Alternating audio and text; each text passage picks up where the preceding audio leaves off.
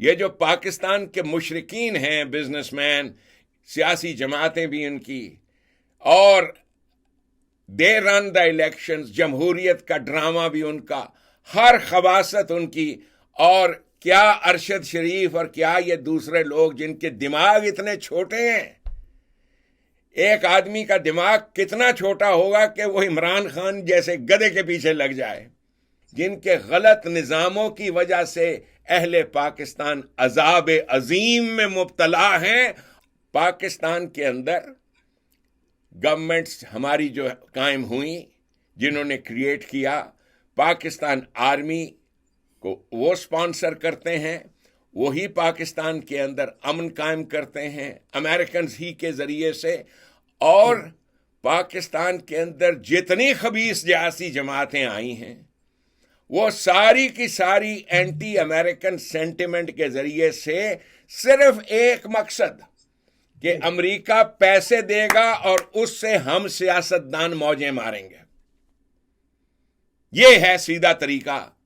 یہ جو پاکستان کے مشرکین ہیں، بزنس مین، سیاسی جماعتیں بھی ان کی، اور دے رن دا الیکشنز، جمہوریت کا ڈرامہ بھی ان کا، ہر خباثت ان کی، اور کیا ارشد شریف اور کیا یہ دوسرے لوگ جن کے دماغ اتنے چھوٹے ہیں.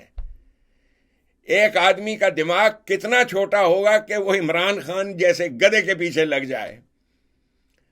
اتنے چھوٹے دماغ کے لوگوں کو یہ بات سمجھ میں نہیں آئی کہ عمران خان اور اس کا وجود، آل دے وانٹ از کہ ہمیں گوگیاں مل جائیں پاکستان کی، گول گول گوگیاں گوگیاں گوگیاں، دیٹس آل دے وانٹ.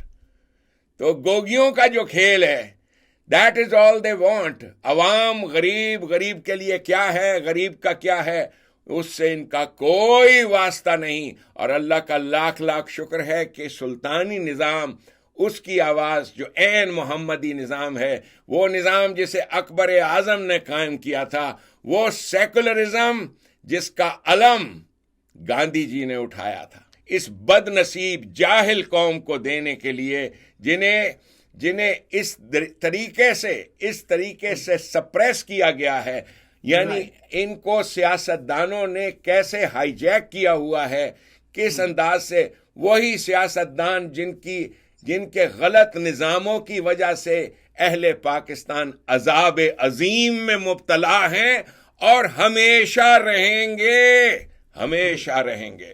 اور اس ہمیشگی کو ہمیش بنانے کے لیے یہ آپ کے سیاستدان ہیں، جس میں سر فہرست وہ بد نصیب ہے، وہ بد نصیب جو اس سلطانی نظام کے لیے جد و جہد نہیں کرتا، میرا ساتھی نہیں بنتا.